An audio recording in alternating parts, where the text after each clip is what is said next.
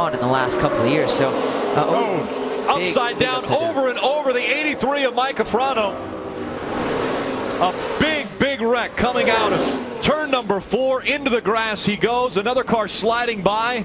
That's James Hilton in the 48 car we talk about, but it was immediately extinguished. This is Zach Ralston, the 9. He lifts the back end of that car up, turns it into the outside wall. He already starts tumbling about the time and hit that outside wall. It looked like the two guys in front of him there, we were talking about real estate earlier, got a little bit too close, and you know, he may have lifted ever so slightly.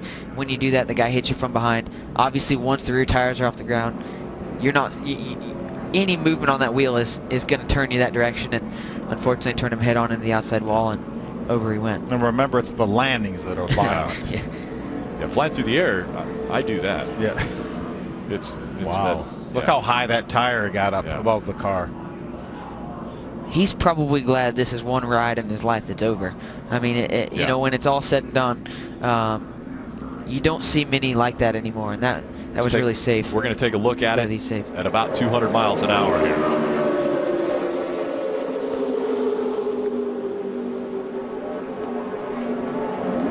It looked like when he got turned into the outside wall, the left front tire dug in before he even got to the wall.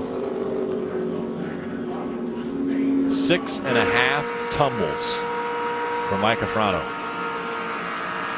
Yeah, I mean, if you hear Zach, he's checking up as soon as he's hitting him. So, I mean, obviously he's trying, but it...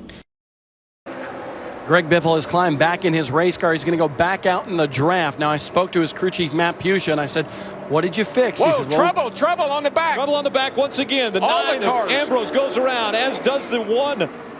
Jamie McMurray, our reigning champion. Brad Keselowski torn up. Regan Smith in the 51. Both Racy the Penske Kane's involved. 24, we're done. And Darrell, I don't know who it was, but somebody changed lines. Yeah, I saw him and moving. there wasn't a hole there. I saw him moving back there. Somebody made a move, and there wasn't anywhere to go. Joey Logano's in it. We're hearing Eric Almirola potentially in this as well. This pack was growing 15 to 16 cars, and most were involved in this. But this is what? This is why. Okay, this is why we haven't been doing a lot of drafting. This is the fear you have. And why do we have that fear? Because we usually get a reality. It could happen. It's always on the mind of the drivers and teams that this potentially could happen. Running at those speeds, just as you mentioned, DW, running at almost 200 miles an hour, inches apart. One person makes one little mistake, and this is the result. What did I tell you when this session started? It's going to these guys get a little more comfortable. They get a little bit more aggressive. They start to make a little bit more move. They start trying to see where the car will fit into. Larry mentioned tight hole, but we got in there, and this is. Final corner at Daytona. Who's going to get here first? Regan Smith 7, Keselowski 22, Stewart 33, and contact! Smith turned around. Tony Stewart is going to win this race. And a terrible crash coming to the finish. This is a big wreck. Kyle Larson's car with the front end severely torn off.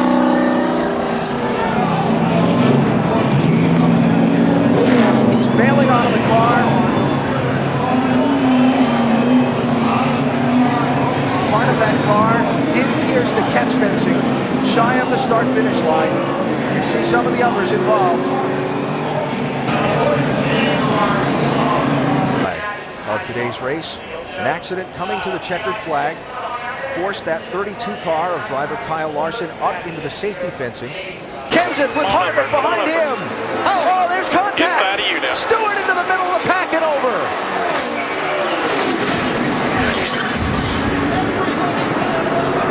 Fortune's out.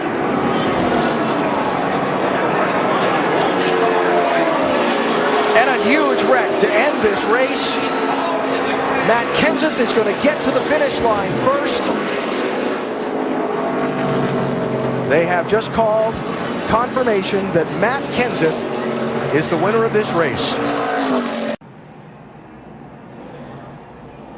Oh, goodness. 6 gets, it's like, oh my gosh. Goodness gracious. Wow. Like Boris said, got into the 6 car. David Reagan. Oh, my goodness.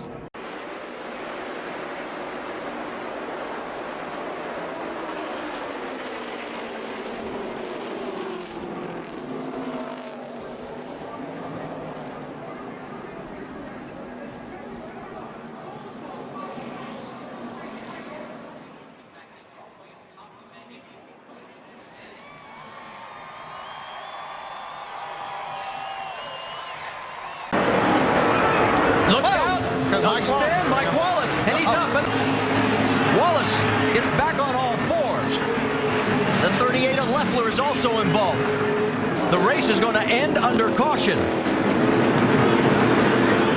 And we'll have to wait for the exact time the caution came out, but here's the replay. See a lot of people with run. You can see Mike Wallace having a big run here, getting a push from Elliott Sadler. That's where it's all going to start, as they tried to make a move. Yeah, it was a good race. Mike sure made this race team look good. Oh, there they go. There we go. There was no way. Oh, it's Kurt Busch up and over. Boyer's in it. Bobby Labonte's in it. Stremmy's in it. Jeff Gordon down to the ground. Nothing else coming from behind you. And Kurt Busch went over and over. Owen Stenhouse squeezes to the outside. And that's Yaley in the 36. And that shoved Yaley down. And look at that 78 car upside down and then lands on top of Ryan Newman's 39 car. Bobby Labonte involved. So it was Stenhouse, the rookie, trying to go 4 wide on the outside, running out of room with his number 17. Yeah, and running out of time. I mean, he's, you know, desperate. And you see the 36 move down just a little bit. And Yaley and Stenhouse thought he could squeeze by on the next to the wall, and he just couldn't make it. And this kid's ugly. Watch his thing. Right on top of Ryan Newman. Hadn't Ryan Newman had cars on top of him before here? I think the 2009 race. I think you're right. Brad Keselowski and Carl Edwards coming to the checkered flag. Boyer's 15 comes up, clogs the track. Both Labonte brothers involved. Stremme, Jamie number of those McMurray. Smaller teams on the way to a good finish here. Jeff Gordon sliding down through the mud. Now watch the 36. The red and white car comes up just a little bit. And that contact with Stenhouse was enough. Then he comes down into Ambrose, and it's on. Dale Earnhardt Jr. in that 88 just squeezed by. There's Danica. She almost went over. You see Danica up and against the wall with Terry Labonte. Michael Waltrip in the 55 just barely squeezed by. Let's ride with Danica. Got 3 minutes.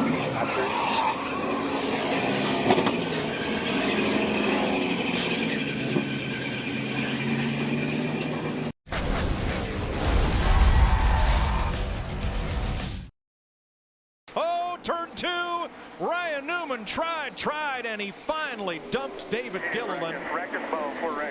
Newman had hit him about 3 times before, and that was the charm out of turn 2. But look who paid as big a price as Ryan Newman in the 39. I'm not sure this fight's over with.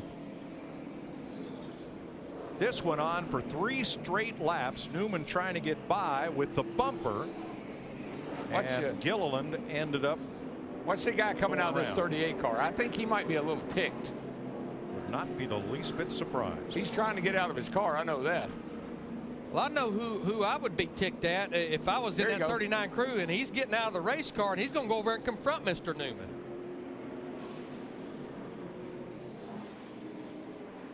We'll have to talk to the drivers to find out what happened, but from our point of view, that was uncalled for.